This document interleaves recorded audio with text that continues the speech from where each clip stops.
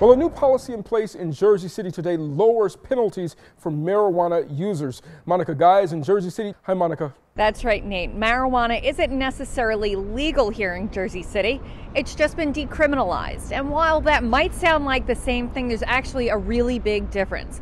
When something's legalized, that means that lawmakers have voted on a measure and that the governor has signed that bill into law. Well, that hasn't happened.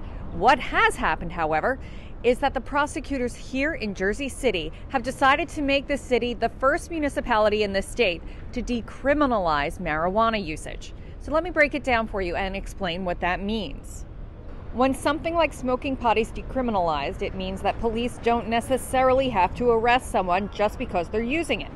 I asked Jersey City's chief prosecutor what exactly it would take, though, to get somebody busted. Because we in no way want to encourage public use of marijuana. If you are using marijuana in a way that is a concern to public safety or is causing a public nuisance, then we will still prosecute you under the local ordinance violation. We will seek a conviction and we will seek a fine or community service.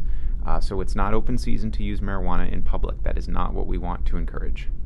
Now that Jersey City has become the first municipality in the state to take these measures and decriminalize marijuana usage, I wanted to know exactly what it would take for someone's marijuana charge to rise to the level of a crime. So if the police suspect that you have a volume that is significant enough to be charged as intent to distribute, then your case is charged as a felony and your case is handled and prosecuted at the county courthouse by the county prosecutor. But if the police officer makes a determination that what you're carrying is personal use, then it is charged as a misdemeanor or disorderly person offense, as New Jersey calls it, and your case is handled in this courthouse. Well, the folks I talked to here in Jersey City say they like the idea so long as it's done carefully. I think that's a little slippery slope. We're going to have to try to see if it'll work. But I think it's a cool deal. Too bad I don't smoke marijuana, so I don't have to worry about that. But good luck to the other people who do and won't get in trouble for it. So I don't think they need low-level crime in the court. They've got enough serious stuff to consider. I don't think marijuana is a very serious issue anyway. There are other cities in the United States that have similar marijuana policies, like New York City and Philadelphia. Reporting for Chasing News from Jersey City, I'm Monica Guy. All right, thanks so much, Monica. Well, we got to bring in our A-plus panel to talk all things marijuana, all things pot. Joining us now, Bill Caruso, Democratic strategist, also Jeanette Hoffman, Republican strategist. Welcome, guys, to the show. Thanks, Nate. So, Bill, I want to talk to you first about this. Is New Jersey just way behind? Is this, something that they should have done a while ago? Yes and no. I mean, we were ahead of the game for a long time when we passed a law in 2009 that really didn't get implemented correctly on the medicinal side. We were sort of out in front, and then we let a decade sort of pass.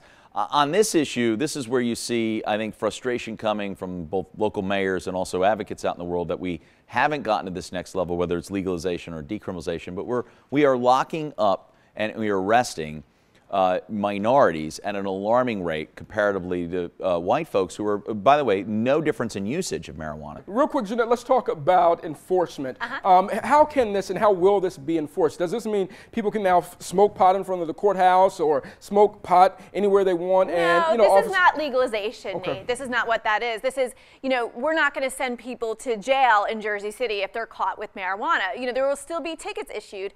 And actually, that's a really good point that you brought up, because in other cities where we decriminalize marijuana, there are still higher proportionate numbers of blacks and Hispanics being issued tickets and summonses for marijuana possession. So really the criminal justice elements aren't getting addressed here. Why are law enforcement officers pulling over blacks and Hispanics at a rate that's higher than whites? Sure. And so I think that really needs to be addressed too if we're going to talk about social justice issues. Gotcha.